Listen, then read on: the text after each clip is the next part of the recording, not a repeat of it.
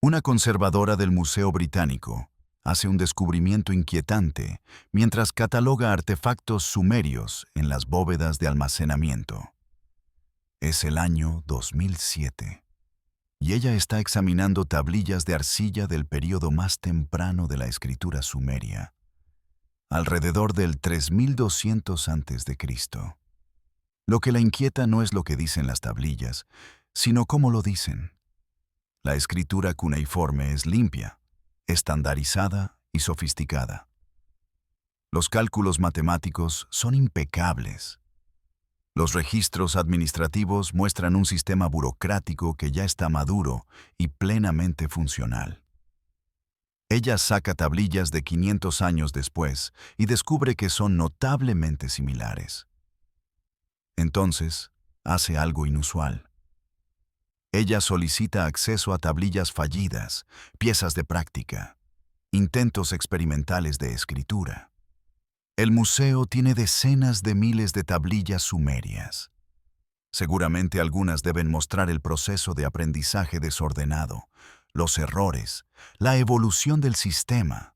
Después de semanas de buscar en catálogos y almacenes, ella no encuentra casi nada. Los primeros intentos de la primera civilización parecen borradores finales, y nadie parece encontrar esto extraño. Si misterios como este te cautivan, si cuestionas las narrativas ordenadas que se nos dan sobre la historia humana, entonces querrás suscribirte y activar las notificaciones. Estamos a punto de explorar algo que desafía la base misma de cómo entendemos los orígenes de la civilización. Comparte esto con cualquiera que aprecie la evidencia que no encaja con las explicaciones convencionales. Si lo que estás a punto de descubrir resuena contigo, deja un me gusta. Esto ayudará a que esta investigación llegue a otros que buscan respuestas más allá de la versión de la historia de los libros de texto. El problema con Sumeria es elegantemente simple y profundamente inquietante. Cada otra invención en la historia humana muestra una curva de aprendizaje. Los primeros aviones apenas volaban. Las primeras computadoras llenaban habitaciones enteras y apenas podían calcular. Los primeros lenguajes escritos eran pictogramas rudimentarios que evolucionaron gradualmente hacia sistemas más sofisticados. Las primeras ciudades eran caóticas y estaban mal planificadas. Los primeros gobiernos eran simples y a menudo ineficaces. Este patrón de comienzos rudos, seguidos de un refinamiento gradual, aparece universalmente en los esfuerzos humanos. Sin embargo, hay una excepción evidente. La primera civilización no parece un primer intento. Parece una producción pulida, y así no es como funciona la innovación. Los arqueólogos tienen un término para este fenómeno. Sin embargo, rara vez lo usan en el discurso público. Lo llaman la discontinuidad sumeria. Esta es una frase académica educada para algo que mantiene a los investigadores despiertos por la noche.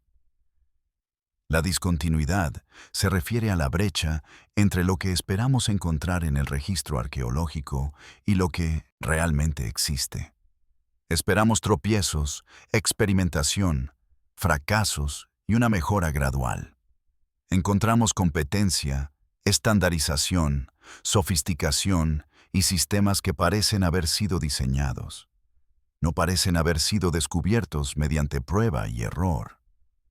Esta no es una discrepancia menor, es un desafío fundamental para nuestra comprensión de cómo emergen las sociedades complejas. La doctora Eleanor Robson pasó 15 años en Oxford y Cambridge estudiando las matemáticas mesopotámicas antiguas. Su investigación la llevó a examinar más de 5,000 tablillas matemáticas de varios períodos de la historia mesopotámica. Lo que descubrió desafió su formación.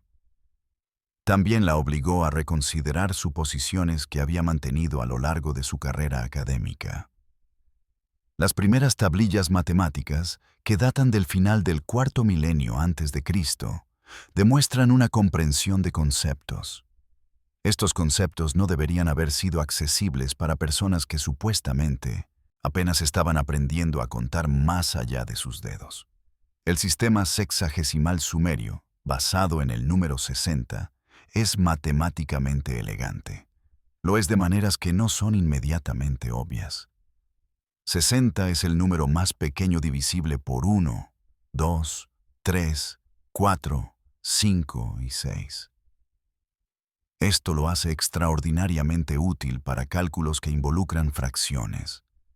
Por eso todavía usamos la base 60 para medir el tiempo y los ángulos hoy en día. Pero aquí está el problema. Descubrir que 60 es la base óptima para un sistema numérico requiere una extensa experimentación matemática.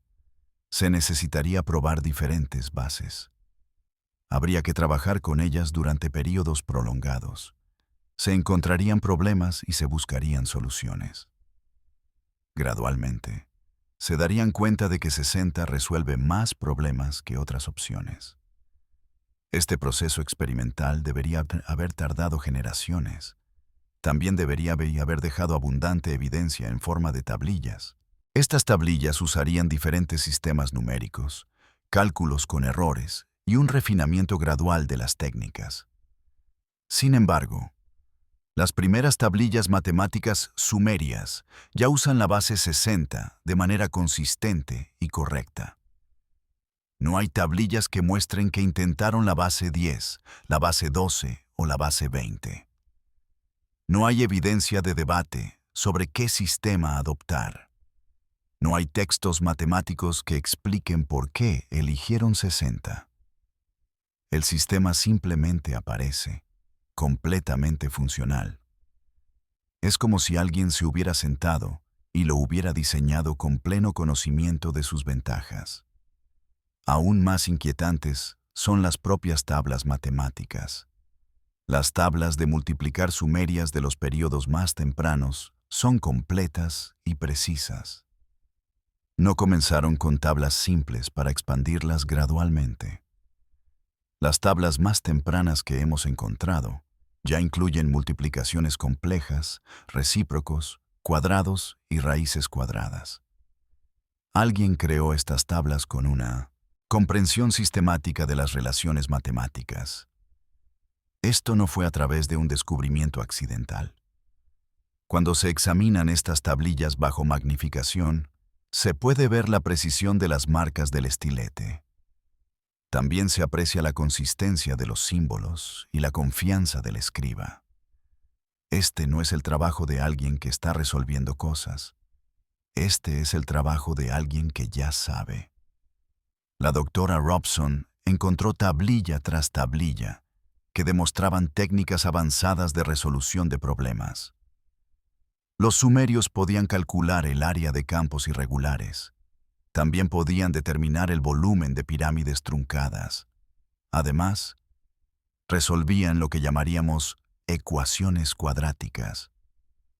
Los métodos que usaban eran sofisticados y eficientes. No mostraban señales de callejones sin salida ni de enfoques ineficientes. Estos caracterizan el desarrollo matemático en cualquier otra cultura.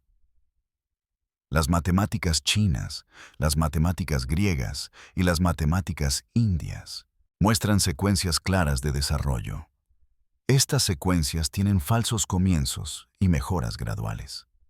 Las matemáticas sumerias parecen ya maduras. Esta madurez no tiene un origen visible. En 1936, el arquitecto y arqueólogo alemán Julius Jordan excavaba el distrito de Eana de Uruk. Allí descubrió algo que violaba cada principio de evolución arquitectónica que había aprendido. Encontró un complejo de templos masivo. Este databa de aproximadamente el 3400 a.C. Presentaba técnicas sofisticadas de soporte de carga, sistemas de drenaje complejos y paredes precisamente alineadas que abarcaban cientos de metros. La ingeniería era tan avanzada que Jordan inicialmente creyó haber fechado incorrectamente la estructura. Seguramente este nivel de sofisticación pertenecía a un período posterior. Debería ser después de siglos de experimentación arquitectónica. Pero la datación era correcta. Excavaciones posteriores revelaron algo aún más desconcertante. Debajo de esta estructura avanzada había templos anteriores. Estos edificios anteriores también eran sofisticados. Jordan esperaba excavar a través de estructuras progresivamente más simples. Esto sería hasta alcanzar los primeros intentos primitivos de arquitectura monumental.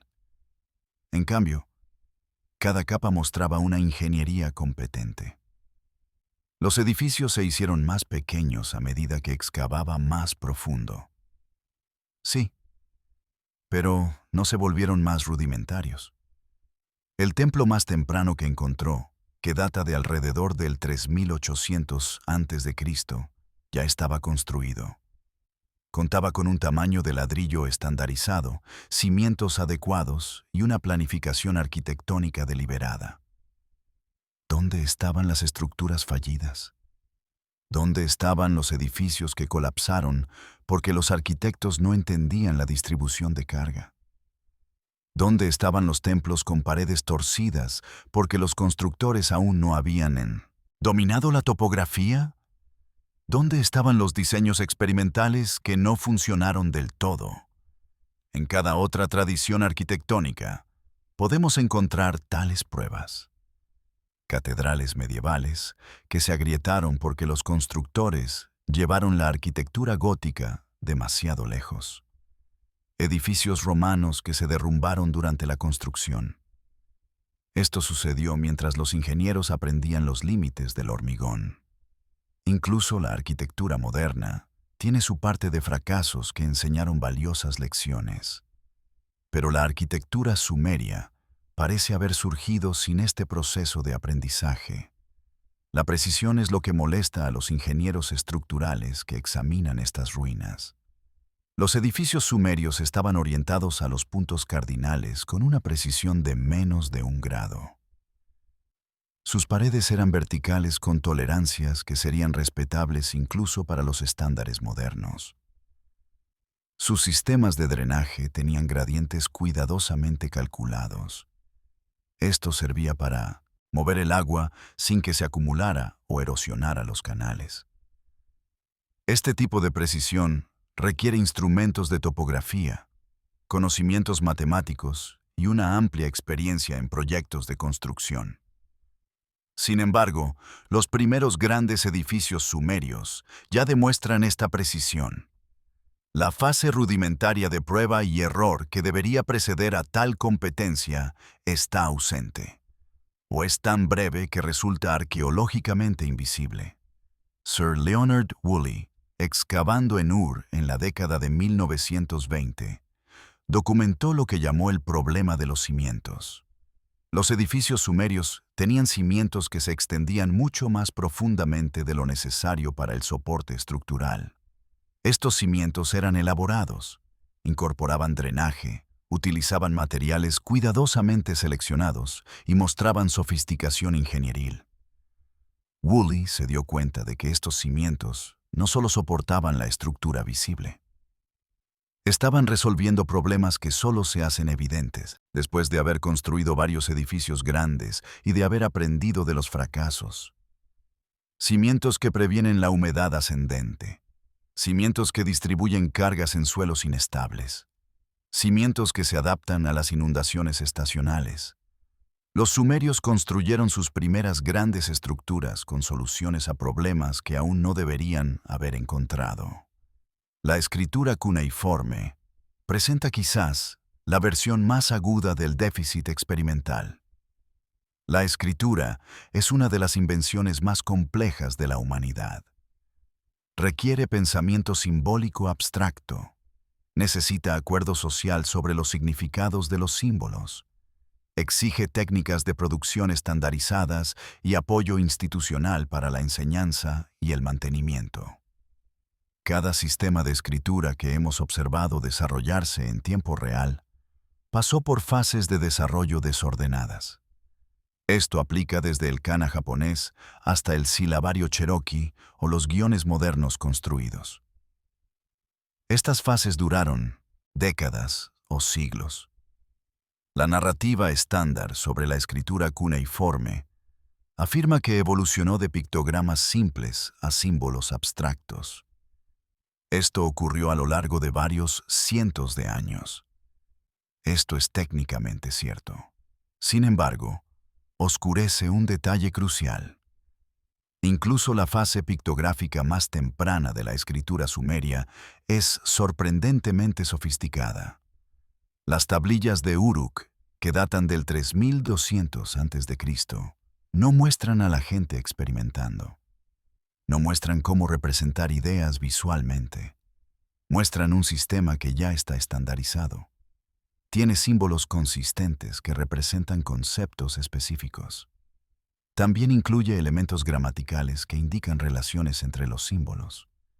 La doctora Denise Schmant-Besserat argumentó que la escritura cuneiforme evolucionó de un sistema de fichas anterior. Este sistema se usaba para la contabilidad. Pequeñas formas de arcilla representaban mercancías. Finalmente, la gente comenzó a dibujar imágenes de estas fichas en tablillas de arcilla. Esto fue en lugar de usar los objetos físicos. Esta es una teoría convincente y probablemente correcta en sus líneas generales. Pero no resuelve el problema del déficit experimental. Simplemente lo retrasa un paso. ¿Dónde está la evidencia de personas experimentando con sistemas de fichas? ¿Dónde están los primeros intentos inconsistentes? ¿Dónde están las variaciones regionales que esperaríamos? Variaciones que surgen a medida que diferentes comunidades probaban distintos enfoques. Las primeras tablillas cuneiformes que poseemos ya utilizan aproximadamente 700 símbolos diferentes. Este no es un sistema pictográfico simple. Es un vocabulario simbólico complejo que exige una carga cognitiva significativa para aprender y usar. Enseñar a alguien a reconocer y usar correctamente 700 símbolos requiere educación formal. Esto, a su vez, exige escuelas, apoyo institucional y financiación. Sin embargo, esta infraestructura parece estar en su lugar cuando encontramos por primera vez la escritura cuneiforme. La maquinaria social para mantener un sistema de escritura complejo existe desde el momento en que tenemos evidencia del sistema mismo. Aún más problemático es la estandarización. Al examinar las tablillas cuneiformes tempranas de diferentes sitios como Uruk, Ur y Yemdet Nasr, los símbolos son reconociblemente los mismos. Existen variaciones menores, pero el conjunto de símbolos principal es consistente a lo largo de docenas de kilómetros. Esta uniformidad requiere comunicación y coordinación entre las escuelas de escribas en distintas ciudades. También implica la existencia de maestros escribas que establecían las normas. Sugiere además un marco burocrático para mantener la consistencia. Nada de esto se desarrolla de la noche a la mañana. Sin embargo, no tenemos evidencia clara de los siglos de desarrollo que tal infraestructura requiere. Cuando los arqueólogos tradujeron por primera vez el código de leyes de Ur-Nammu, quedaron asombrados por su sofisticación. Este código estaba fechado aproximadamente 2100 años antes de Cristo. No era una colección primitiva de castigos severos. Era un sistema legal matizado con penas graduales. Distinguía entre daño intencional y accidental. Ofrecía protecciones para los débiles y establecía procedimientos para la resolución de disputas. El código representaba un pensamiento jurídico maduro. Es el tipo de pensamiento que surge después de generaciones de lidiar con problemas sociales complejos. Sin embargo, el código de Ur-Nammu no fue el inicio del derecho sumerio.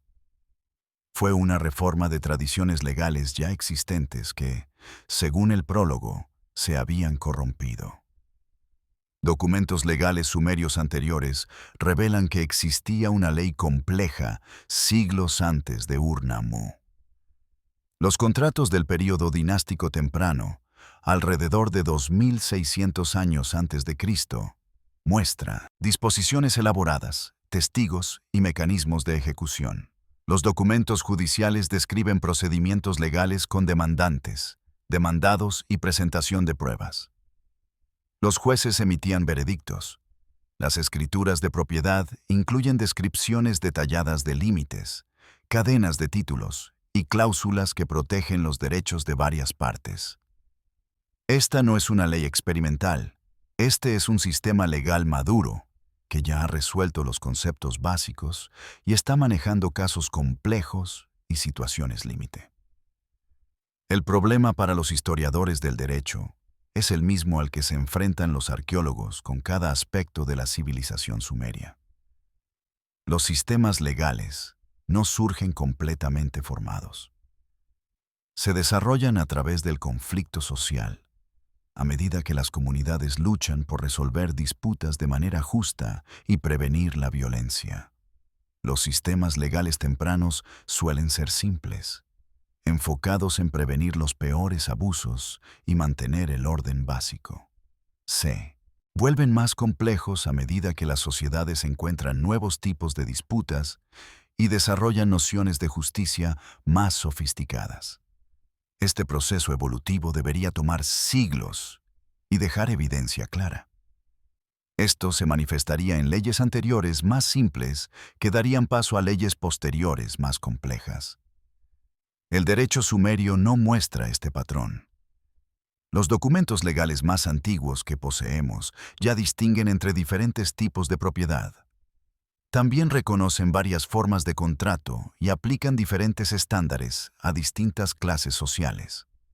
Alguien ya había reflexionado profundamente sobre qué hace que un contrato sea exigible y qué constituye una evidencia adecuada. Además, consideraron cómo equilibrar intereses contrapuestos. Estas no son las preocupaciones de una sociedad que recién comienza a desarrollar el derecho. Estas son las preocupaciones de una sociedad que ya ha estado practicando el derecho durante mucho tiempo. Ahora está refinando su filosofía legal. El profesor Samuel Gringus dedicó décadas al estudio del derecho del antiguo cercano Oriente. Él observó algo peculiar en la terminología legal sumeria. Muchos términos legales parecen ser palabras compuestas. Son combinaciones de elementos más simples que crean significados técnicos. Esto es exactamente lo que esperaríamos en un sistema legal maduro. Allí se ha desarrollado un lenguaje preciso para capturar distinciones matizadas. Pero no tenemos evidencia del período en que estos términos fueron acuñados y definidos. Aparecen en los textos legales más tempranos, funcionando ya como vocabulario técnico. Esto sugiere que el discurso legal en Sumeria ya había alcanzado un nivel de sofisticación que normalmente requiere un desarrollo previo extenso. La cerámica es una de las formas más fiables para fechar sitios arqueológicos y rastrear el desarrollo cultural. A diferencia de las herramientas de piedra o los objetos de metal, los estilos cerámicos cambian con relativa rapidez. Estos cambios pueden ser rastreados a través del registro arqueológico. Cada tradición cerámica conocida por la arqueología muestra una evolución clara. Las formas tempranas simples dan paso a formas más complejas.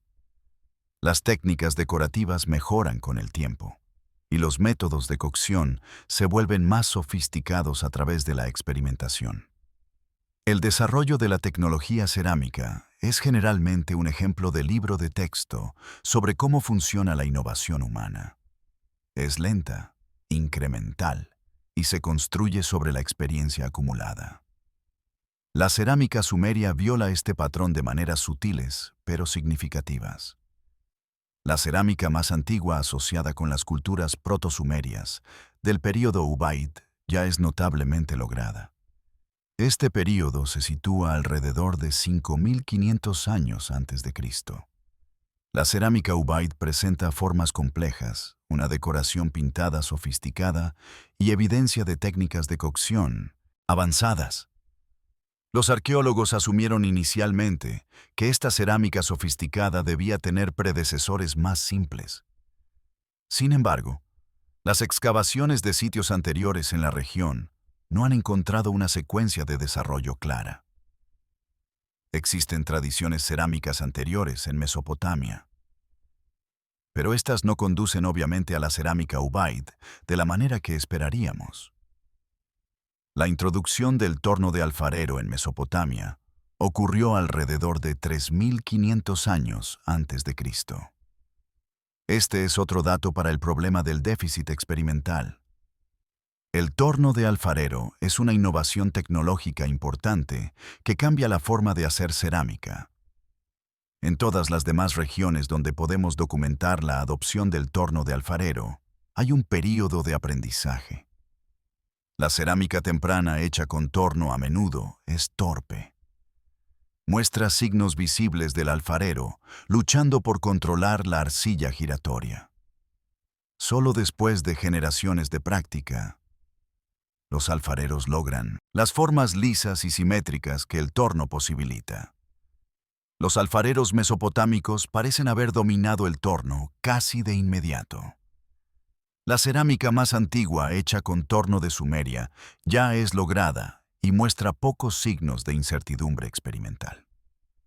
La doctora Augusta McMahon ha estudiado extensamente las secuencias cerámicas mesopotámicas. Ella describe lo que llama el problema de la competencia.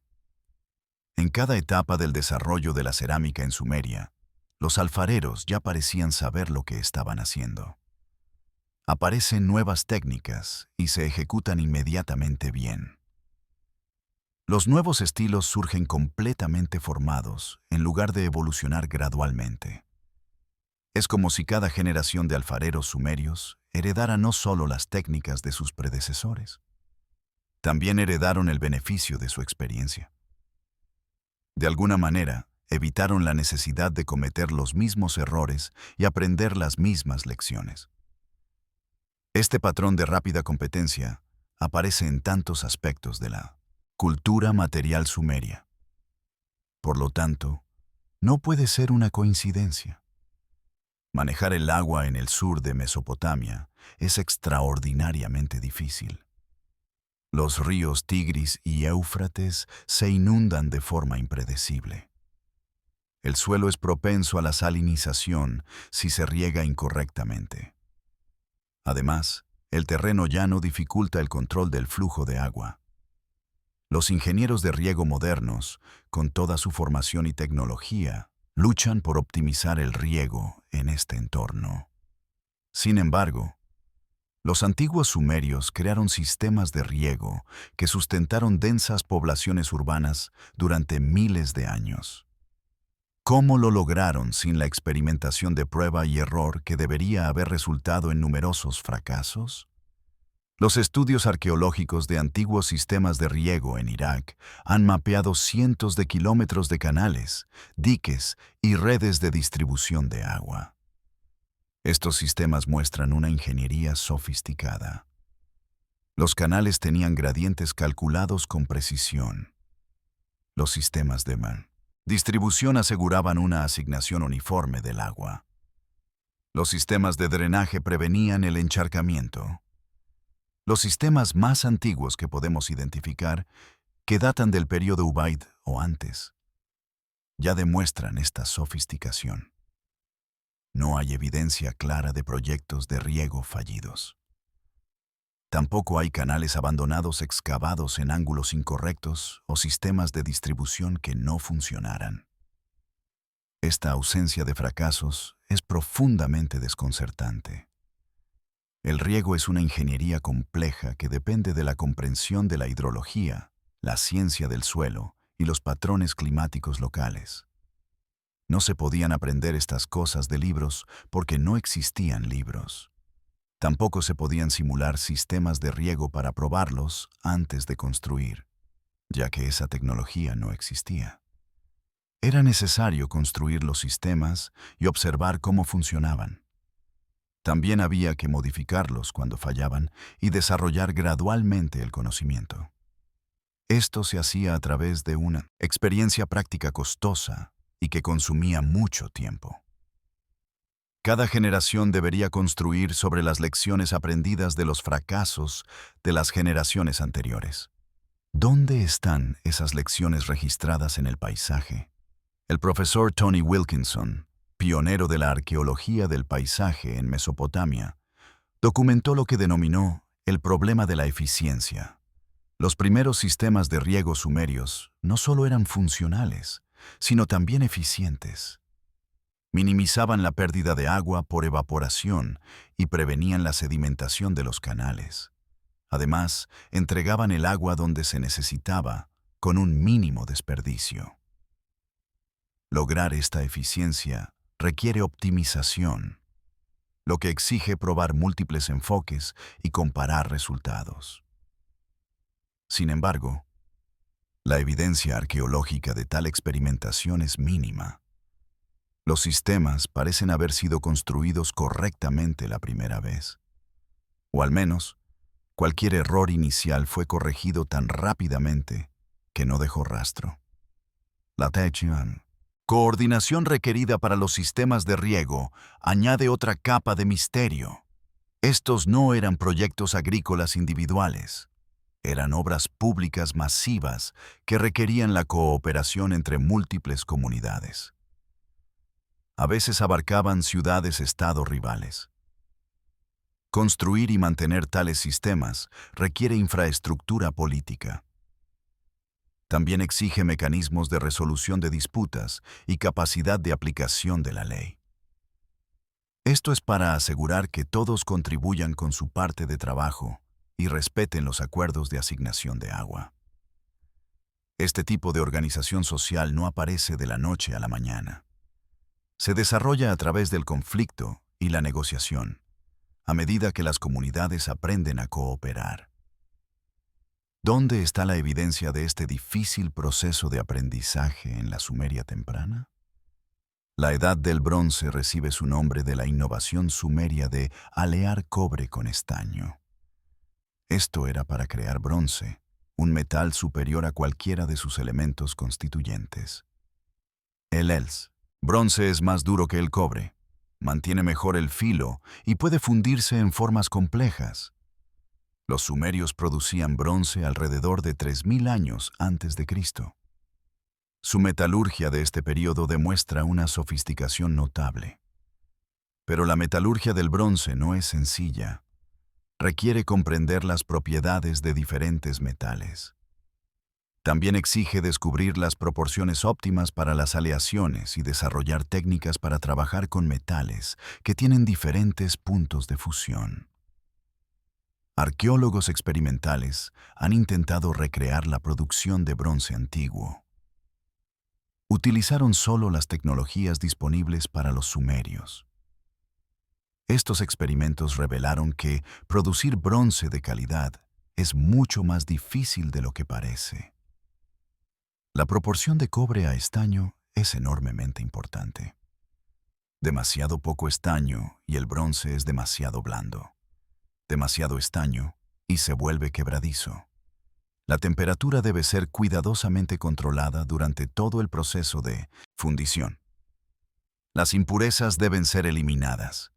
La fundición debe hacerse hábilmente para evitar defectos. Los experimentadores modernos, sabiendo que intentan producir bronce y con conocimientos generales de metalurgia, aún requirieron numerosos intentos fallidos. Esto fue antes de producir resultados satisfactorios. Sin embargo, los artefactos de bronce sumerios, de los periodos más tempranos de producción de bronce, son consistentemente de alta calidad. Las proporciones de aleación son correctas. La fundición es limpia. Los productos terminados son funcionales y a menudo hermosos. ¿Dónde están las fundiciones fallidas? ¿Dónde están las piezas experimentales con proporciones de aleación incorrectas? ¿Dónde está la evidencia de aprendizaje por ensayo y error? Algunas piezas defectuosas existen en el registro arqueológico. Sin embargo, son muchas menos de lo que esperaríamos.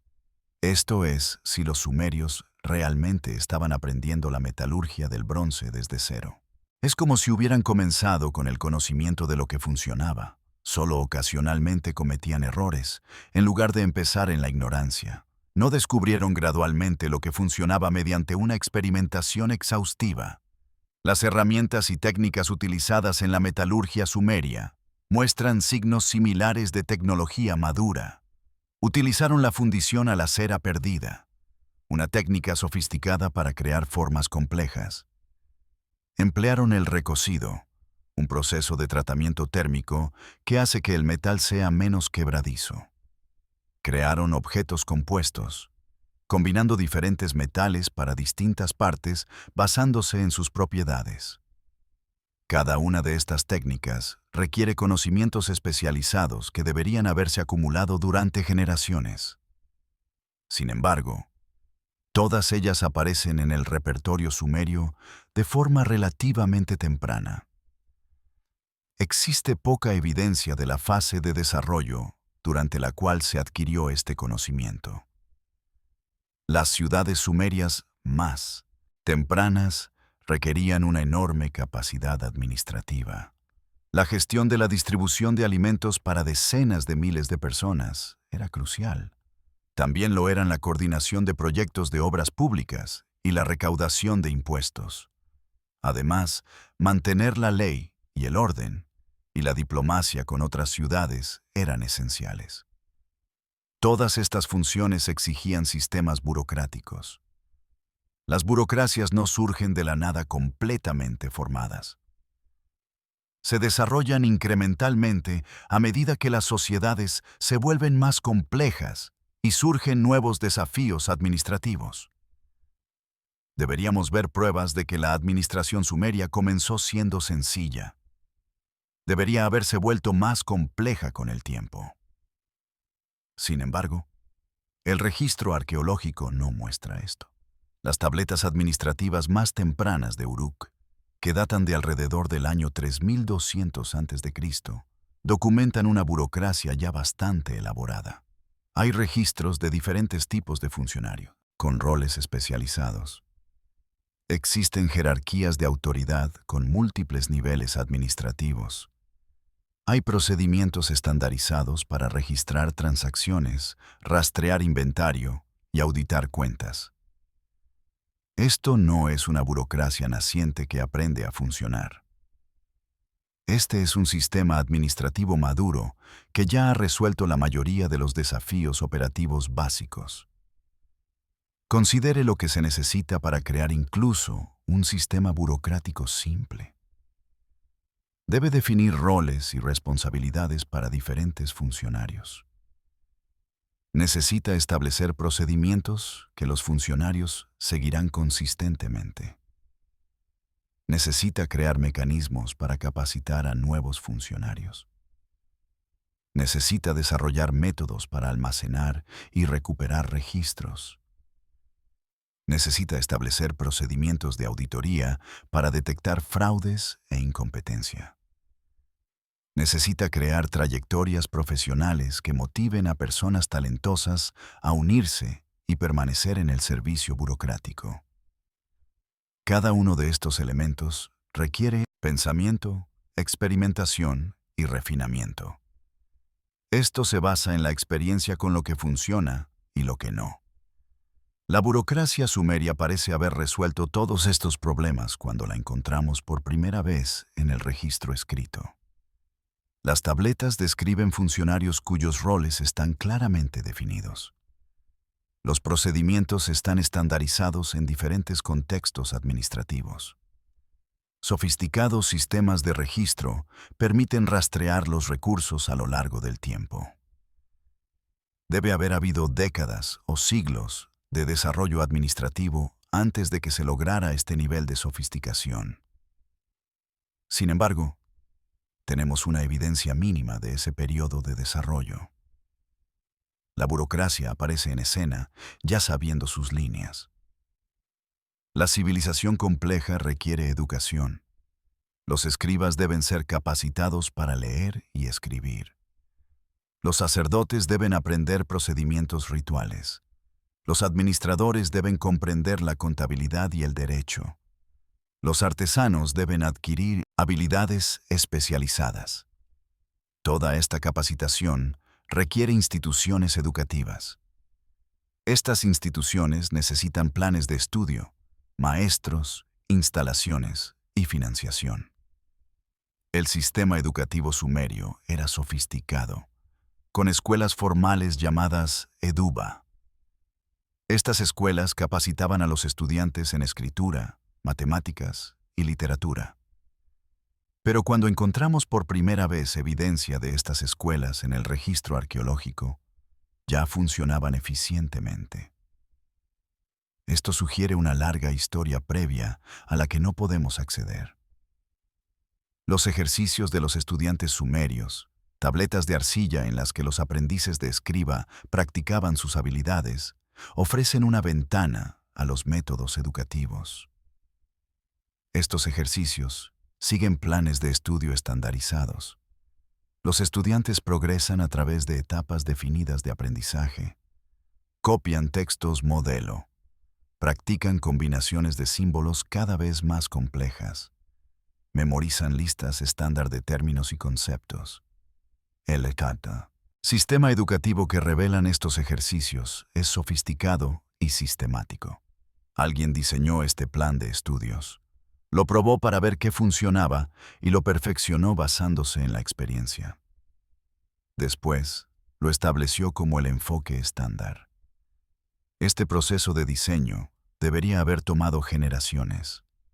Sin embargo, los ejercicios estudiantiles más tempranos que tenemos ya siguen este plan de estudios sistematizado. El contenido de la educación sumeria es revelador.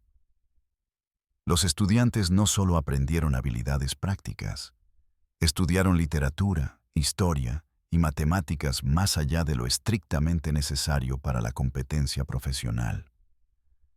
Aprendieron proverbios y dichos de sabiduría. Estudiaron poesía épica y narrativas mitológicas. Resolvieron problemas matemáticos avanzados sin aplicación práctica inmediata. Esto es educación por sí misma. Es educación como cultivo de la mente, en lugar de ser meramente formación vocacional. Este tipo de filosofía educativa se desarrolla en civilizaciones maduras. Estas tienen el ocio para contemplar los propósitos de la educación. No debería existir al principio de la civilización alfabetizada. Sin embargo, en Sumer aparentemente sí lo hacía. El profesor Niek Veldhuis, quien ha estudiado exhaustivamente los textos educativos sumerios, señala que el plan de estudios incluía elementos metatextuales. Estos eran textos sobre textos y listas sobre listas. Estos materiales didácticos asumen que los estudiantes ya comprenden el marco básico. Ahora se les está enseñando la estructura más profunda del sistema de conocimiento. Esto es pedagogía avanzada, del tipo que surge después de que generaciones de experiencia docente han revelado lo que los estudiantes encuentran difícil. También cómo abordar mejor esas dificultades. La presencia de materiales educativos tan sofisticados en los primeros contextos sumerios sugiere un largo historial de desarrollo. Este historial es irrastreable para nosotros.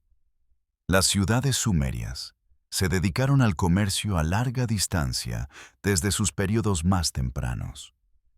Importaron cobre de Omán, estaño de Afganistán, madera del Líbano y piedras preciosas de varias fuentes distantes. Este comercio no fue casual u ocasional. Fue sistemático y continuo. Proporcionó recursos esenciales de los que dependían las ciudades mesopotámicas. Pero establecer redes comerciales a larga distancia requiere superar enormes desafíos. cómo se encuentran socios comerciales a miles de kilómetros de distancia, cómo se establece confianza con personas que rara vez se conocen, cómo se transportan las mercancías de forma segura a través de territorio desconocido, cómo se determinan tasas de cambio justas al comerciar con bienes exóticos cuyo valor es desconocido.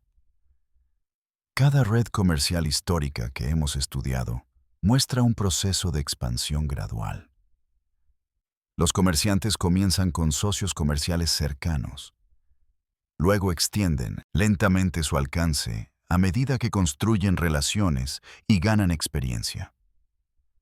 Hay contratiempos, expediciones fallidas y conflictos por las rutas comerciales.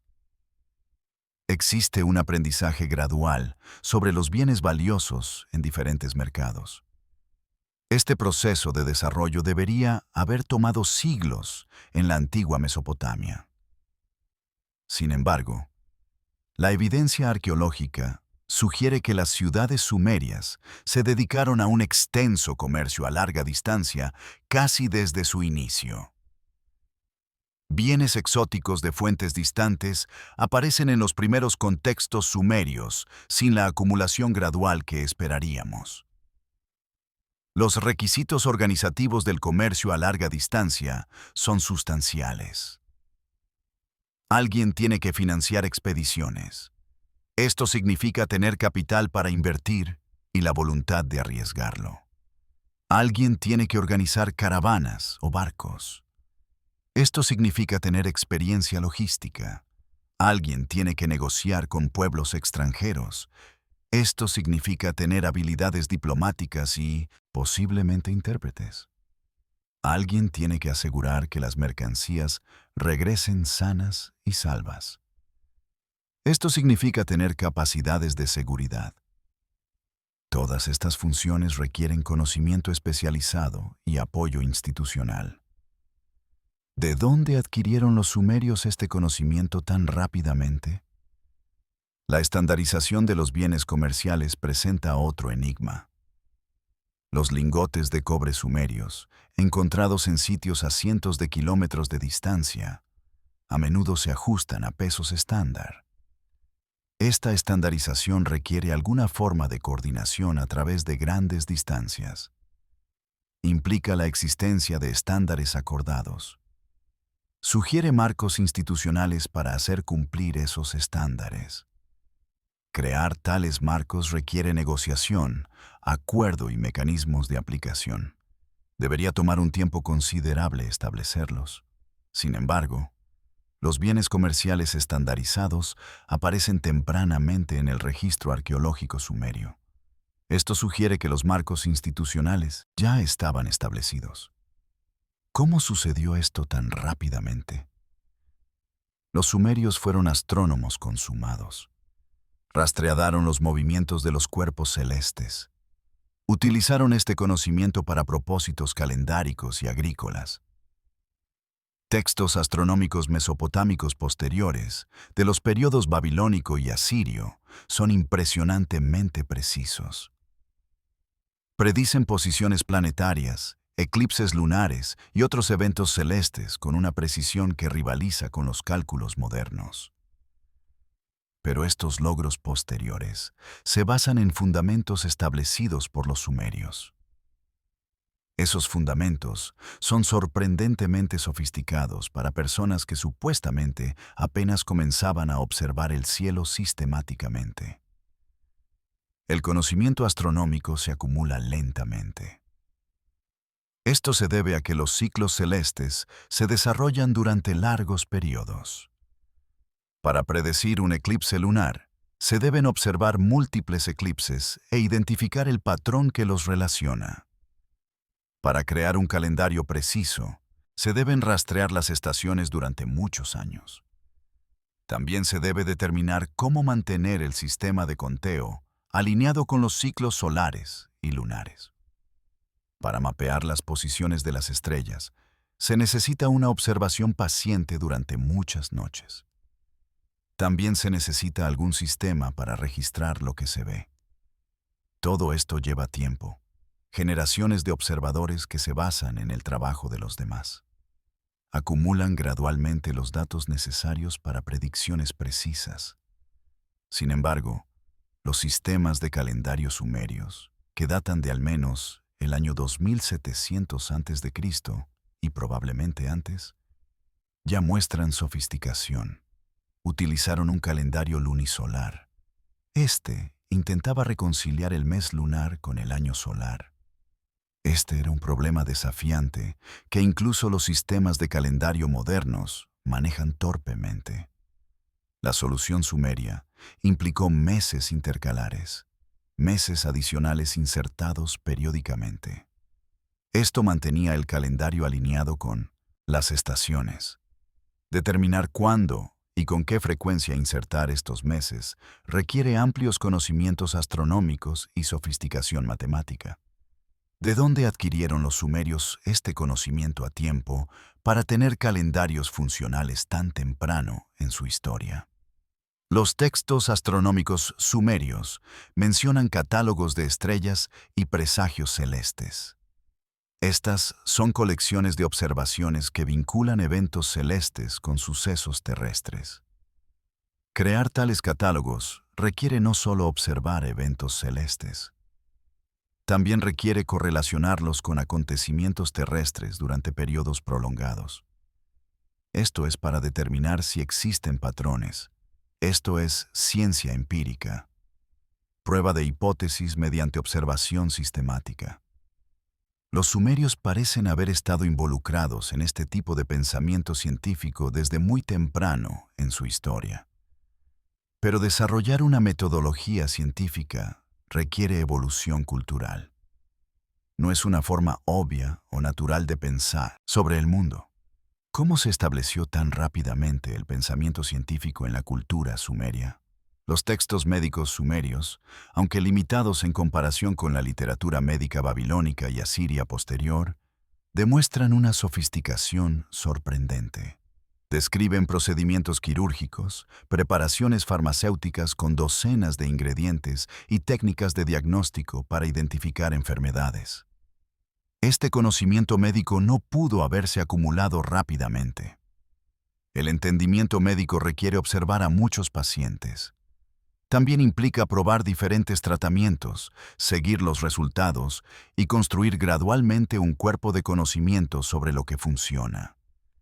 Este proceso debería tomar siglos. Sin embargo, los textos médicos sumerios de periodos relativamente tempranos ya muestran un conocimiento acumulado sustancial. Considere lo que se requiere para desarrollar incluso la farmacología básica. Es necesario identificar qué plantas tienen propiedades medicinales. Se deben determinar las dosis adecuadas y aprender qué combinaciones son efectivas. También se deben descubrir métodos de preparación que preserven o mejoren la potencia. Cada uno de estos pasos requiere experimentación. Algunos experimentos serán dañinos o fatales, enseñando duras lecciones sobre plantas tóxicas o combinaciones peligrosas. Con el tiempo, a través de la observación cuidadosa y el registro de los resultados, se puede construir un cuerpo de conocimiento farmacéutico. Pero este es un trabajo generacional que requiere instituciones estables que preserven y transmitan el conocimiento a lo largo del tiempo. Los textos médicos sumerios mencionan médicos y cirujanos profesionales. Esto indica que la medicina ya era una profesión especializada. Tenía requisitos de capacitación y, presumiblemente, alguna forma de certificación o estándares profesionales. La existencia de profesionales médicos implica escuelas de medicina o al menos sistemas formalizados de aprendizaje. Implica un cuerpo de conocimiento médico lo suficientemente sustancial como para requerir años de estudio para dominarlo. Implica que la sociedad valoraba la experiencia médica lo suficiente como para apoyar a especialistas que no producían alimentos ni bienes. Toda esta infraestructura social para la medicina profesional no debería existir en los albores de la civilización. Sin embargo, en Sumer aparentemente sí existía. Las técnicas quirúrgicas descritas en los textos sumerios son particularmente sorprendentes. La cirugía se aprende a través de la práctica. La práctica quirúrgica temprana es necesariamente rudimentaria. Esto se debe a que el practicante aún no comprende la anatomía ni sabe qué técnicas funcionan.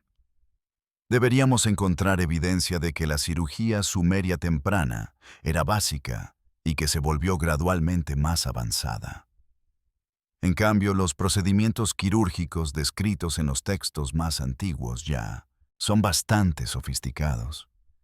Incluyen operaciones que requieren un conocimiento anatómico detallado. También requieren manos firmes desarrolladas a través de una práctica extensa. ¿De dónde obtuvieron los cirujanos esta práctica si eran la primera generación que intentaba estos procedimientos? La producción textil era una industria importante en el antiguo Sumer. Grandes talleres empleaban a cientos de trabajadores. Producían tela para uso local y exportación.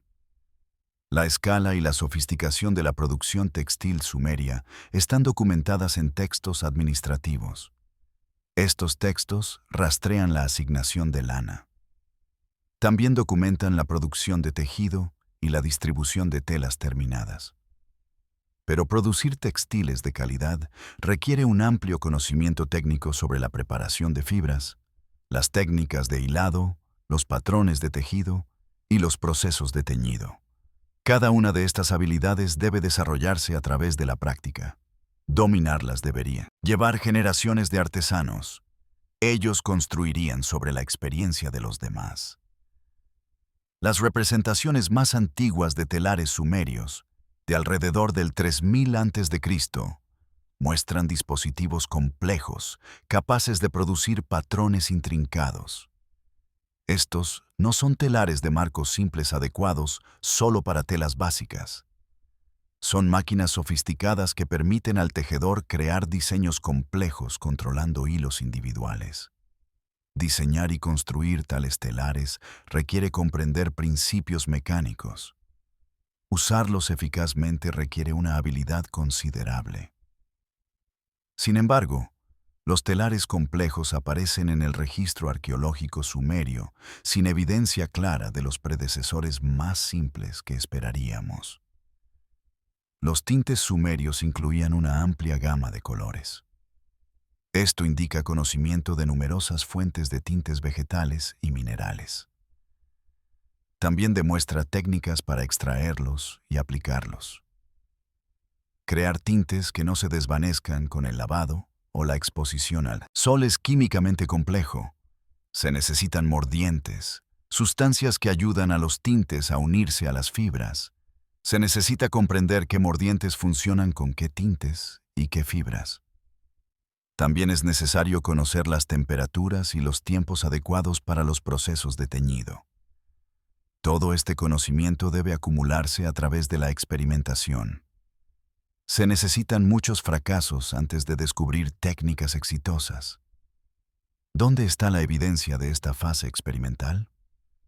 Textos administrativos de Ur, del siglo XXI a.C., describen talleres textiles. Estos tenían una elaborada división del trabajo.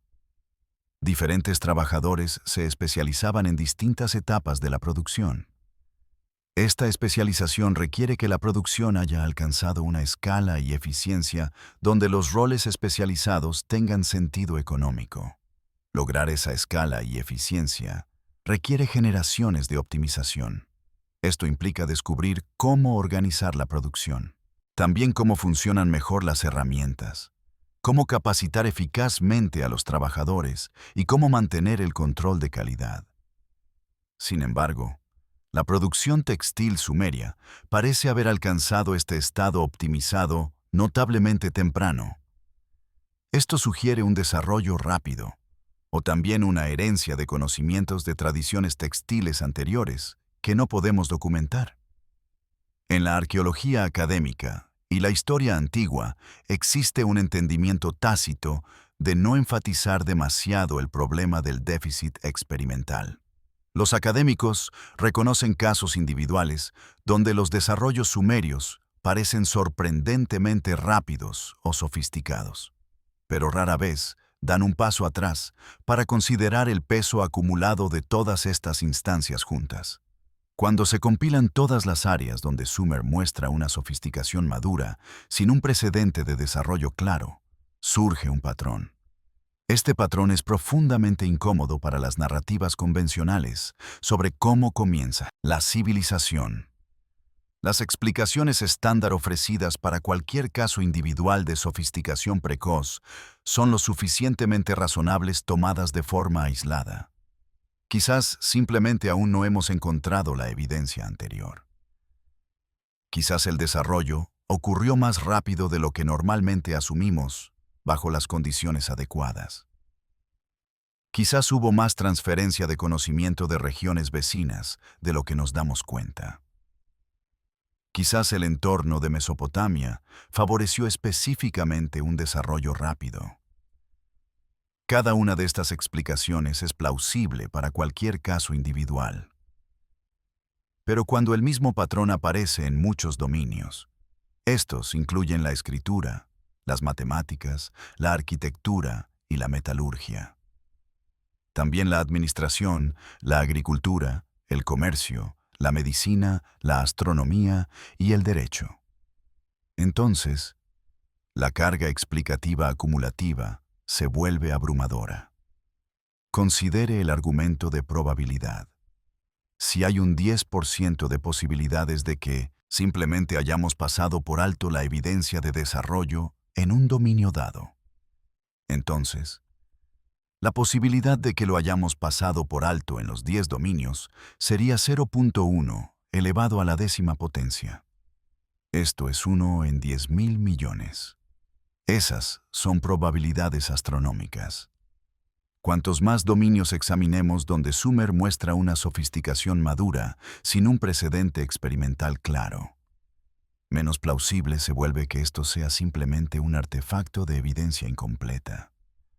En algún momento, el patrón mismo se convierte en la evidencia. Es evidencia de que algo inusual sucedió en Sumer. Esto no lo explican adecuadamente nuestros modelos estándar de desarrollo civilizatorio. Algunos investigadores han expresado en privado su frustración. Este patrón no puede discutirse más abiertamente en entornos académicos. Esto sucede sin arriesgar la credibilidad profesional. El problema es que cuestionar la narrativa del desarrollo con demasiada fuerza puede sonar como un seninmona, proponente de teorías marginales. Estas teorías tratan sobre antiguos extraterrestres o supercivilizaciones perdidas. La arqueología convencional ha pasado décadas luchando contra tales afirmaciones pseudocientíficas. Comprensiblemente, los académicos desconfían de decir algo que parezca apoyarlas. Pero esta cautela ha creado una situación. Las preguntas legítimas sobre anomalías genuinas en la evidencia no pueden investigarse vigorosamente. Esto se debe a que tocan temas considerados tabú. El resultado es una especie de estancamiento intelectual. La evidencia del déficit experimental se reconoce en la literatura especializada, pero se minimiza en relatos populares y libros de texto. Los estudiantes aprenden una narrativa simplificada que pasa por alto los aspectos desconcertantes de los orígenes sumerios. El público obtiene una historia sobre la civilización que emerge gradualmente a través del ingenio y la persistencia humana. Esto es inspirador, pero también es potencialmente inexacto. Y el verdadero misterio de por qué la primera civilización no parece experimental permanece en gran parte inexplorado. No es porque no haya misterio. Es porque explorarlo demasiado abiertamente es profesionalmente peligroso. Una forma de resolver el problema del déficit experimental sin recurrir a teorías marginales es la hipótesis de la herencia. Quizás la civilización sumeria heredó más de sus predecesores de lo que hemos reconocido. Sabemos que existieron culturas sofisticadas en Mesopotamia antes de que surgieran los sumerios. La cultura Ubaid, la cultura Samarra, la cultura Halaf y otros grupos presumerios demostraron capacidades considerables. Quizás estas culturas anteriores desarrollaron gran parte del conocimiento que los sumerios formalizaron y expandieron más tarde. Así, los sumerios no partían de cero. Más bien construían sobre cimientos sustanciales.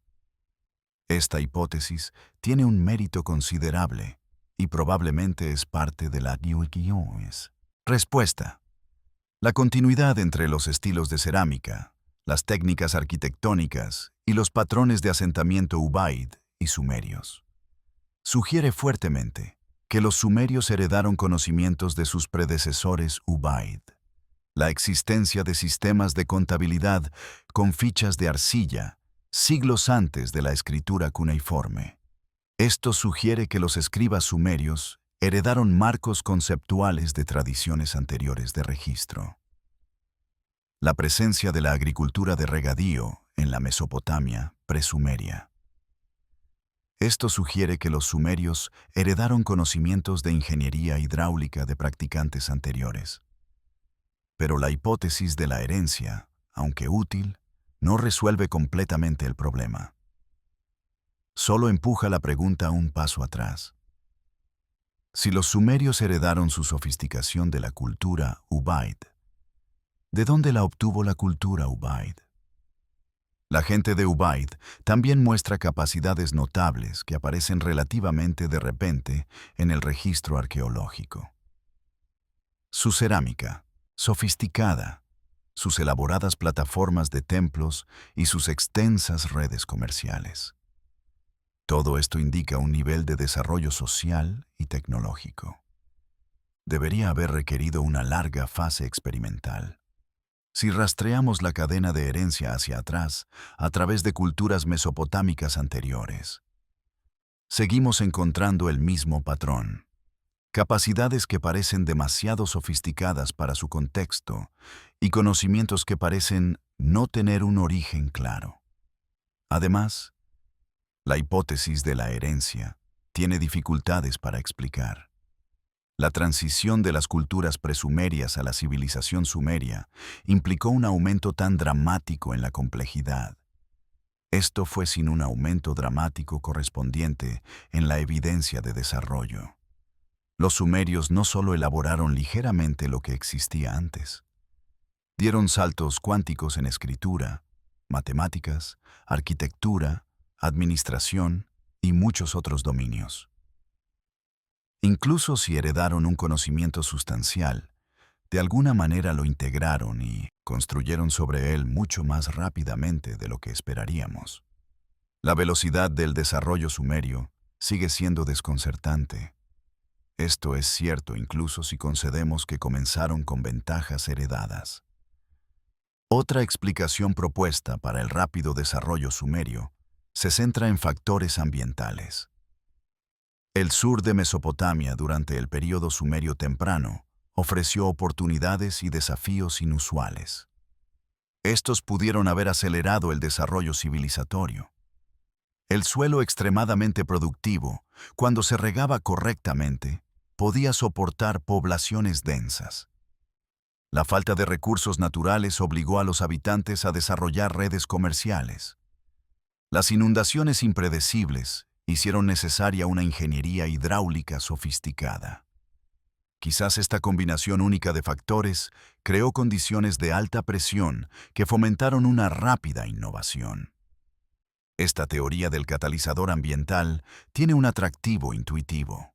Sabemos que los desafíos ambientales pueden impulsar la innovación. La necesidad de sobrevivir en condiciones difíciles fuerza a las personas a ser creativas. Así adoptan nuevas tecnologías y organizaciones sociales. Lo hacen más rápidamente que en entornos más indulgentes. El duro entorno del sur de Mesopotamia requirió adaptaciones sofisticadas para una habitación exitosa. Las comunidades que no pudieron desarrollar una irrigación adecuada no habrían sobrevivido. Tampoco lo habrían hecho sin una coordinación social y redes comerciales. Esto creó una intensa presión de selección que favoreció la innovación rápida.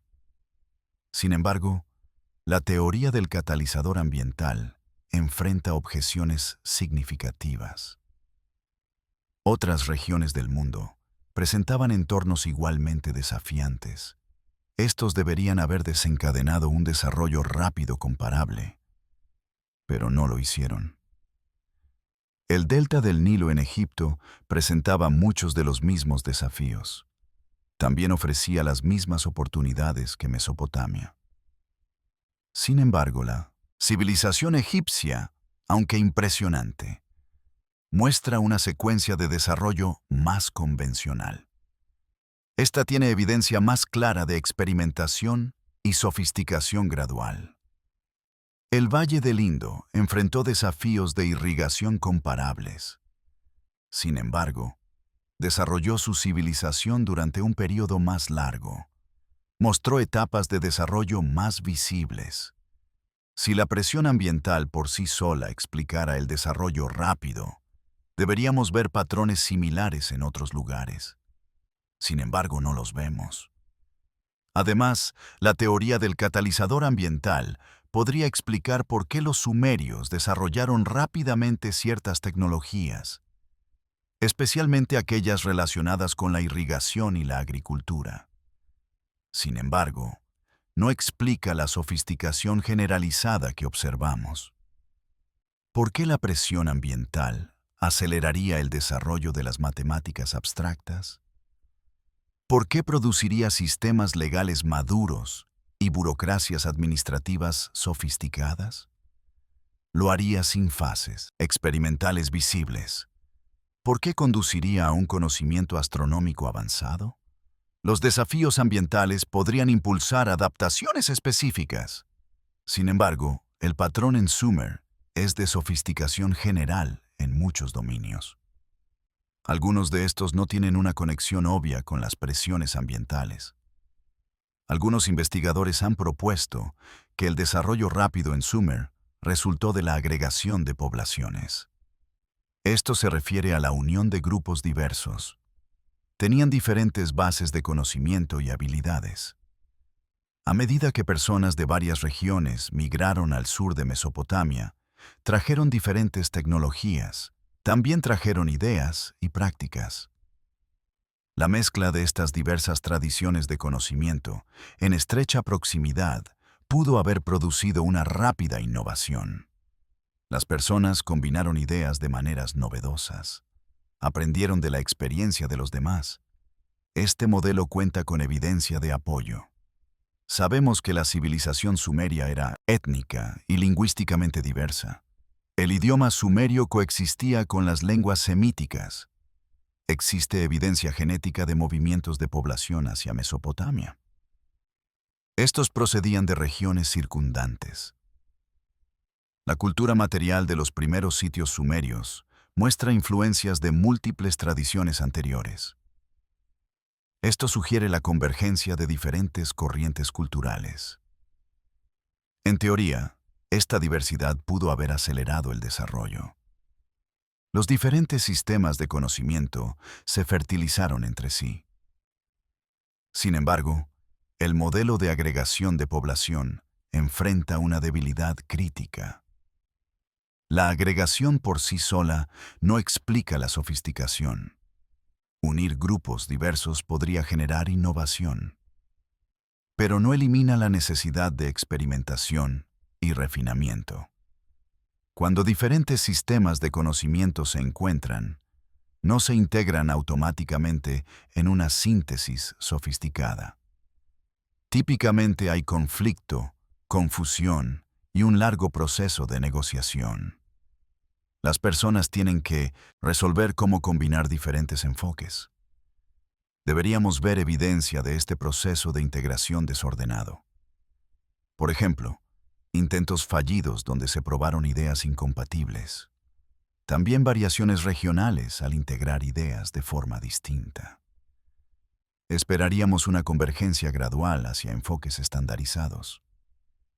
El registro sumerio no muestra este proceso de integración desordenado. En cambio, vemos la estandarización y la sofisticación emerger casi de inmediato. Además, el modelo de agregación de población requiere explicar el origen del conocimiento constituyente. Si la sofisticación matemática sumeria resultó de combinar conocimientos aportados por diferentes grupos, esos grupos ya debían poseer un conocimiento matemático sustancial. ¿Dónde lo desarrollaron? Si la sofisticación administrativa sumeria surgió de sintetizar diferentes enfoques de gobierno, esos enfoques ya debían ser sofisticados. ¿Dónde está la evidencia de su desarrollo? El modelo de agregación de población traslada el problema del déficit experimental. Lo mueve de Sumeria misma a las poblaciones contribuyentes. Pero no lo resuelve, un factor a menudo subestimado en las discusiones sobre la civilización temprana es el poder de la tradición oral. Antes de la escritura, el conocimiento se transmitía oralmente. Podríamos estar subestimando drásticamente cuánto conocimiento sofisticado. Este podía preservarse y transmitirse sin registros escritos. Si las culturas mesopotámicas preliterarias desarrollaron tradiciones orales sofisticadas, estas codificaban un conocimiento sustancial sobre agricultura, ingeniería, matemáticas, derecho y medicina. Entonces, los sumerios pudieron haber heredado este conocimiento. Lo hicieron sin dejar evidencia arqueológica de su desarrollo. Estudios antropológicos de culturas orales han documentado su notable capacidad. Pueden preservar información compleja a través de generaciones. Culturas aborígenes australianas mantuvieron conocimiento detallado de geografía, ecología. Incluso conocían eventos geológicos. Esto se remontaba a decenas de miles de años. Los griots de África Occidental preservaron intrincadas genealogías. También narrativas históricas que abarcan siglos. Navegantes polinesios transmitieron conocimiento sofisticado de astronomía, oceanografía y navegación. Esto les permitió viajar a través de vastas extensiones de océano. Si las culturas orales pueden preservar un conocimiento tan detallado y complejo, quizás las sociedades mesopotámicas preliterarias hicieron lo mismo. Esta hipótesis de la tradición oral podría explicar parte del déficit experimental. El conocimiento matemático pudo haberse desarrollado y refinado durante muchas generaciones. Esto ocurrió a través de la enseñanza oral. Solo los resultados finales se escribieron cuando se inventó la escritura. Los principios legales pudieron haberse elaborado durante siglos. Se basaron en precedentes orales antes de ser codificados en leyes escritas. El conocimiento de ingeniería pudo haberse transmitido mediante sistemas de aprendizaje. Estos se basaban en la demostración práctica. No dependían de manuales escritos. Si existió un conocimiento extenso en forma oral antes de la escritura, los sumerios parecerían poseer un conocimiento sofisticado. Esto sería desde el momento en que surge la escritura. Aunque ese conocimiento tuviera en realidad una larga historia de desarrollo. Sin embargo, la hipótesis de la tradición oral tiene limitaciones. Aunque las culturas orales pueden preservar cantidades impresionantes de información, existen límites. Esto aplica a lo que puede transmitirse oralmente con alta fidelidad. Procedimientos matemáticos complejos, intrincados códigos legales, observaciones astronómicas detalladas. Estos son los tipos de información que se benefician enormemente del registro escrito. La precisión que vemos en los primeros textos escritos sumerios sugiere algo. La escritura no solo preservó el conocimiento oral existente, también habilitó nuevos niveles de precisión y complejidad. Si toda la sofisticación que vemos en los primeros textos sumerios existió previamente de forma oral, esperaríamos que la transición a la escritura fuera más desordenada. Los primeros escribas lucharían por capturar el conocimiento oral de forma escrita. Solo gradualmente lograrían la precisión y estandarización que realmente observamos. Quizás la explicación más simple para el déficit experimental es que la evidencia de desarrollo existió. Sin embargo, se ha perdido o destruido. Mesopotamia ha sido habitada continuamente durante miles de años. Construcciones posteriores destruyeron restos anteriores. La región también ha experimentado inundaciones repetidas, guerras y saqueos. Gran parte de la antigua Mesopotamia yace ahora bajo ciudades modernas. Allí la excavación arqueológica sistemática es imposible. Dados estos factores, quizás no sea sorprendente que hayamos pasado por alto la fase experimental del desarrollo sumerio. La evidencia existió una vez, pero ya no sobrevive en formas a las que podamos acceder. Esta explicación de la evidencia perdida es la posición predeterminada de la mayoría de los arqueólogos. Tiene la virtud de ser infalsificable. Nunca podremos probar que la evidencia no existe en algún lugar donde no hemos buscado. También es parcialmente cierta. Indudablemente, alguna evidencia se ha perdido por el tiempo, la destrucción y el desarrollo. Cada arqueólogo puede citar ejemplos de sitios cruciales. Estos fueron parcialmente destruidos antes de una excavación adecuada. También hay artefactos importantes que fueron saqueados y dispersados. La naturaleza incompleta del registro arqueológico es un desafío constante en el campo. Pero la explicación de la evidencia perdida se vuelve menos convincente cuanto más la examinamos. El sur de Mesopotamia ha sido excavado intensivamente durante más de un siglo. Se han estudiado docenas de sitios importantes y cientos de sitios menores. Aunque muchas áreas permanecen inexploradas, las regiones estudiadas proporcionan una muestra sustancial. Si la fase experimental del desarrollo sumerio duró siglos y ocurrió en toda la región, deberíamos haber encontrado alguna evidencia en algún lugar. El hecho de que esta evidencia falte no de uno o dos sitios, más bien, consistentemente en toda la región y en múltiples dominios de actividad, esto sugiere que su ausencia no es solo mala suerte. Refleja algo real sobre el desarrollo sumerio.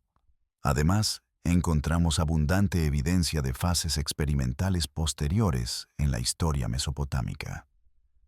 Cuando se introdujeron nuevas tecnologías en períodos posteriores, podemos rastrear su desarrollo experimental.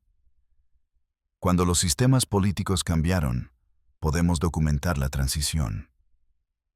Cuando los estilos artísticos evolucionaron, podemos seguir la evolución. El registro arqueológico captura con éxito los procesos de desarrollo. Esto ocurre cuando suceden a velocidades normales. El hecho de que no capture la fase de desarrollo, específicamente para las innovaciones sumerias tempranas, sugiere algo. Esta fase pudo haber ocurrido muy rápidamente. Dejó una huella arqueológica mínima.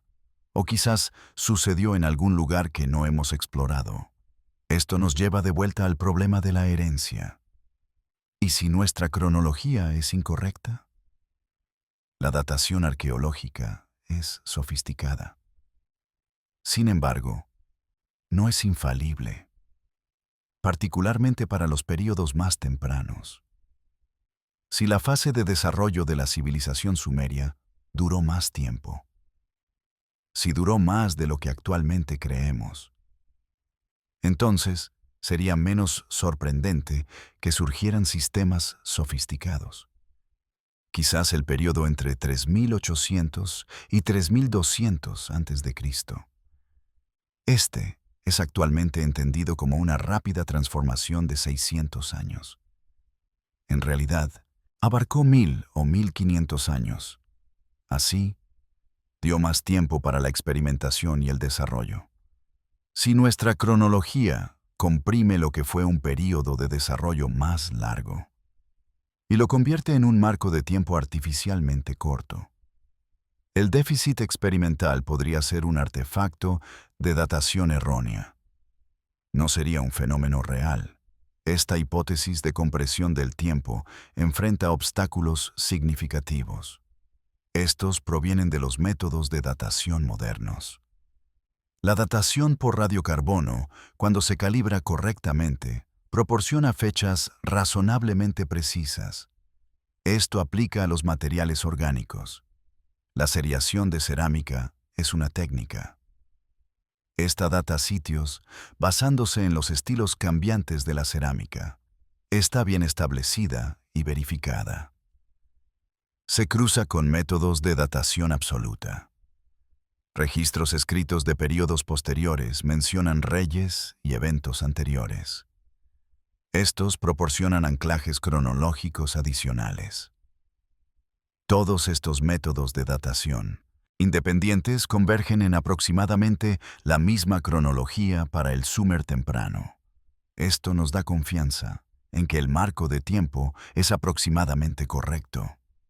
Sin embargo, existe cierto margen de maniobra en las fechas, especialmente para los períodos más tempranos. Las fechas de radiocarbono tienen rangos de error que pueden abarcar décadas o incluso siglos. La seriación de la cerámica se basa en suposiciones sobre la rapidez con que cambiaron los estilos. Además, las cronologías escritas de los primeros períodos se basan en listas de reyes que pueden no ser completamente precisas. Si empujamos todas las fechas hacia los límites iniciales de sus rangos, podríamos sumar 1 o 2 siglos más al desarrollo sumerio. Esto ayudaría a explicar la sofisticación en cierta medida. Sin embargo, probablemente no lo suficiente para resolver completamente el déficit experimental.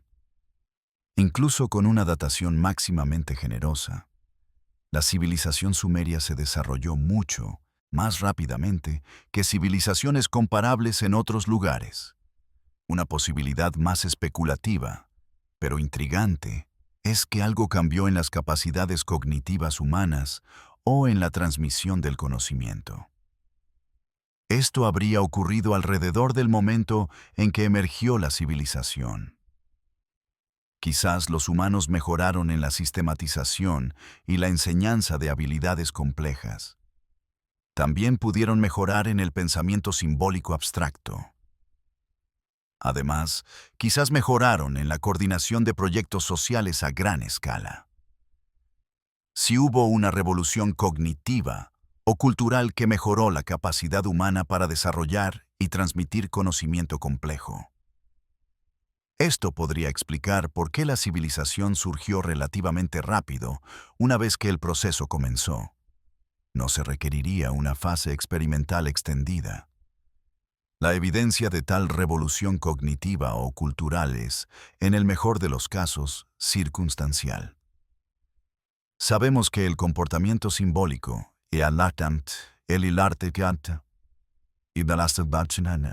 herramientas complejas. Estos y otros indicadores de cognición avanzada aparecieron en el linaje humano.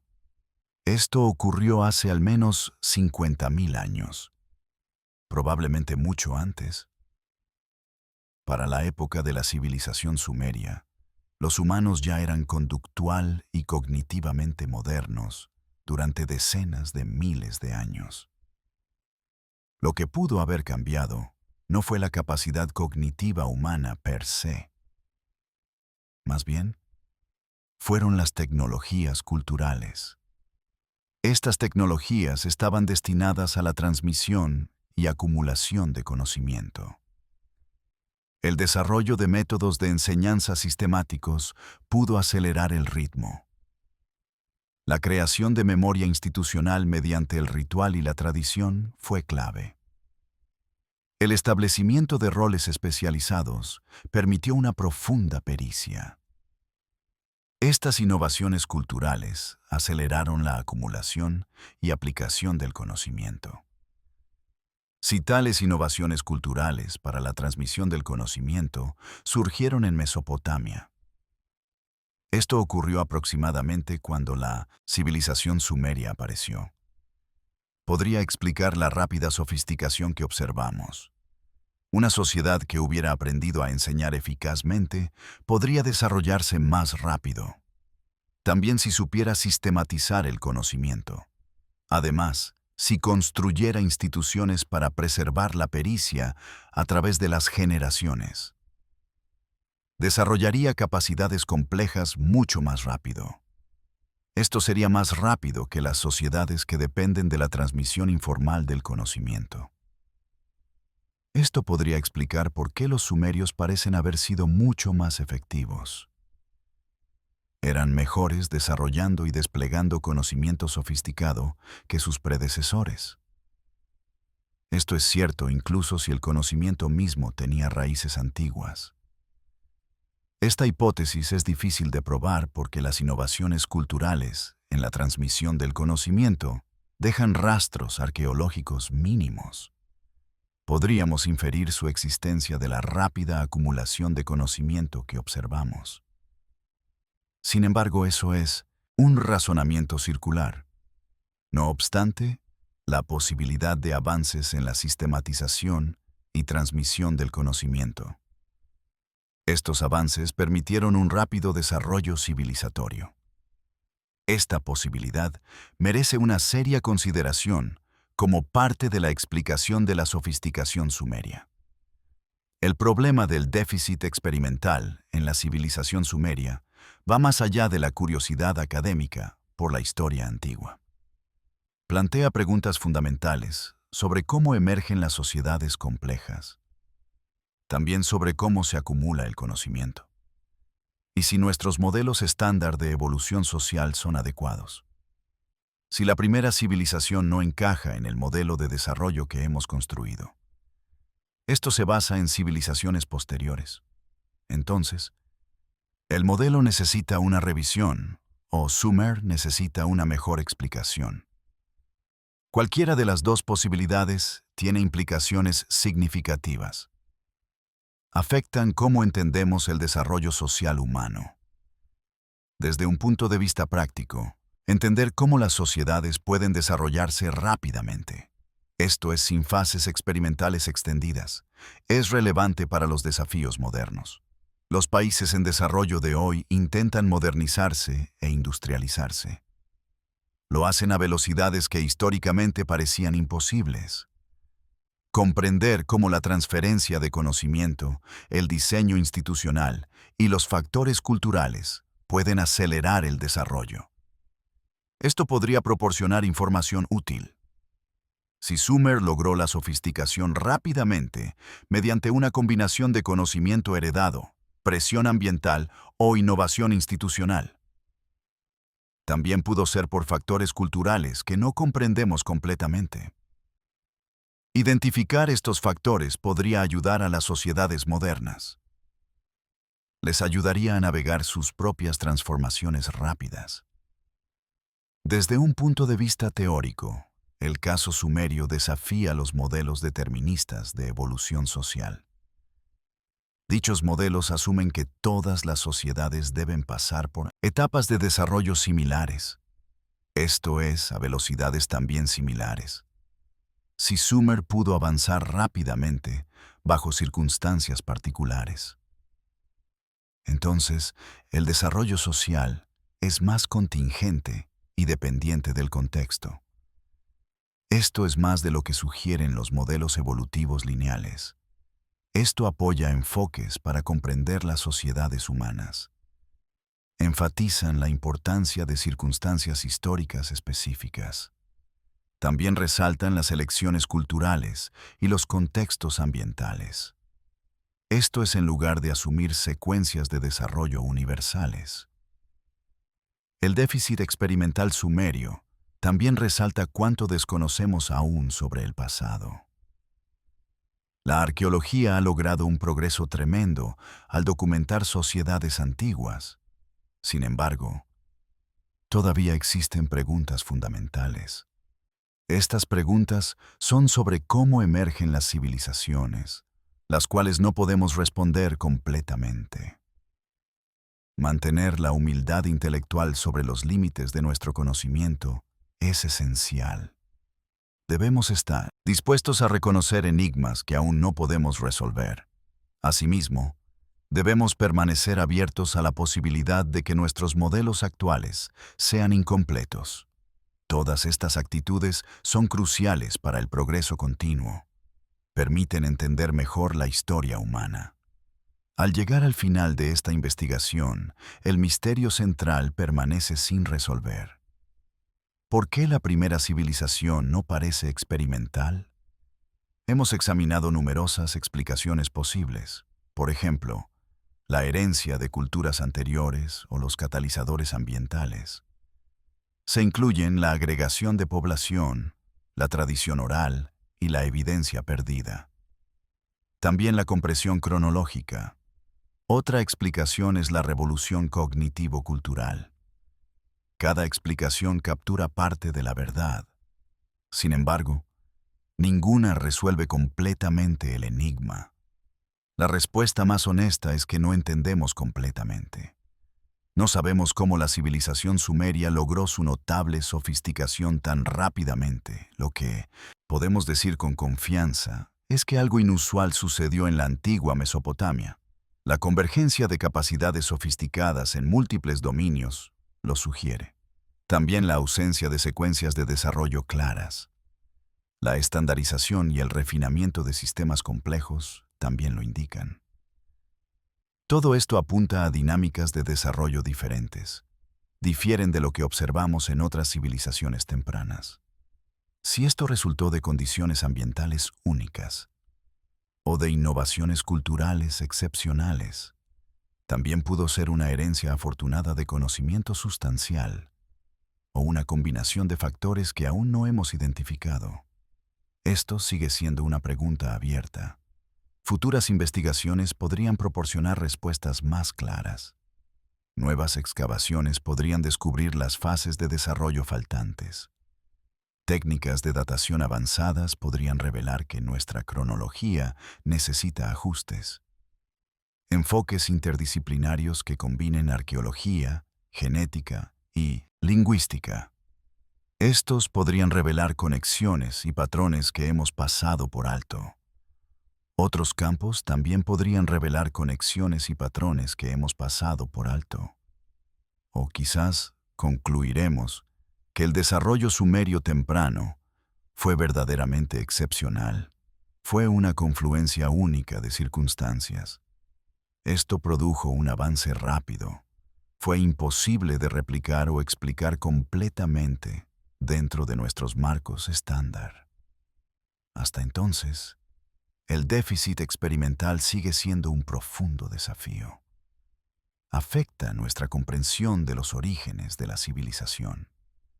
Nos recuerda que el pasado todavía guarda misterios. Nuestro conocimiento permanece incompleto. La historia de cómo los humanos crearon sociedades complejas es más complicada y fascinante. Es más de lo que sugieren los libros de texto simplificados. La primera civilización no parece un primer intento. Tras examinar la evidencia desde múltiples ángulos, todavía no podemos explicar completamente por qué. Eso no es un fracaso de la investigación. Es una invitación a seguir cuestionando y buscando. También a permanecer humildes. Es sobre cuánto entendemos realmente del profundo pasado de la humanidad. Las tablillas de arcilla se encuentran en museos de todo el mundo. Sus inscripciones cuneiformes registran transacciones y leyes. También registran problemas matemáticos y mitos de la primera civilización del mundo. Los arqueólogos continúan excavando Tels en Irak y Siria. Documentan cuidadosamente cada capa de ocupación humana. Los especialistas en lenguas antiguas trabajan para traducir los miles de tablillas aún sin leer. Los científicos genéticos analizan el ADN de esqueletos antiguos. Rastran los movimientos de población a través de milenios. Todo este paciente trabajo académico expande gradualmente nuestro conocimiento. Esto sucede con la antigua Mesopotamia. Añade detalles al panorama de la civilización sumeria. Sin embargo, con cada nuevo descubrimiento, el misterio central se profundiza. No se resuelve. Cuanto más aprendemos sobre el Sumer temprano, más impresionante y enigmático se vuelve. Cada técnica sofisticada que documentamos, cada sistema complejo que identificamos, cada práctica refinada que descubrimos, todo esto se suma al peso de la evidencia. Indica que esta civilización era diferente de lo que esperamos para un primer intento. La fase experimental que debería existir sigue siendo frustrantemente elusiva. Está oculta en lagunas del registro arqueológico, o quizás nunca fue registrada en formas que pudieran sobrevivir.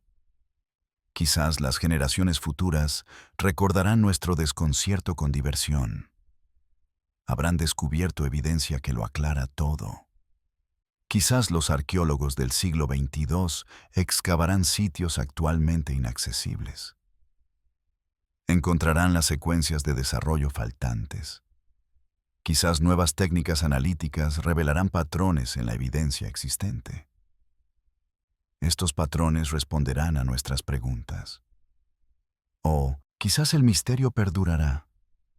Será un recordatorio permanente de que el pasado guarda sus secretos celosamente. Y que algunas preguntas sobre los orígenes humanos nunca tendrán respuestas completamente satisfactorias. Lo que podemos decir es esto: la primera civilización fue extraordinaria. Si logró su sofisticación mediante una rápida innovación, o por conocimiento heredado o circunstancias excepcionales, o por factores que aún no entendemos. Los sumerios construyeron algo notable. Este algo influyó en cada civilización que siguió. Su sistema de escritura evolucionó hacia los alfabetos que usamos hoy. Sus innovaciones matemáticas aún estructuran cómo medimos el tiempo y los ángulos. Sus conceptos legales influyeron en el desarrollo del derecho en todo el mundo antiguo. Sus principios de planificación urbana informaron el diseño de ciudades durante milenios. Al crear la plantilla para la civilización, lograron algo. Este algo resuena a través de 5.000 años de historia humana. El hecho de que aún no podamos explicar completamente cómo lo hicieron, o que su logro conserve un elemento de misterio. Esto es a pesar de más de un siglo de investigación académica intensiva. No disminuye su logro. En todo caso, lo realza. Los sumerios resolvieron problemas que todavía estamos estudiando. También lograron una sofisticación que aún intentamos explicar. Además, crearon sistemas que todavía intentamos comprender plenamente. Que tal logro haya ocurrido en los albores de la civilización, y sin el beneficio de aprender de civilizaciones anteriores, lo hace aún más notable.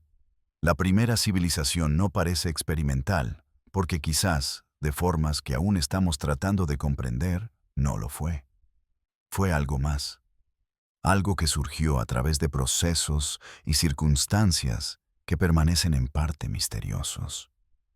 Nos recuerda que la historia de la civilización humana es más compleja y más maravillosa de lo que cualquier libro de texto puede capturar.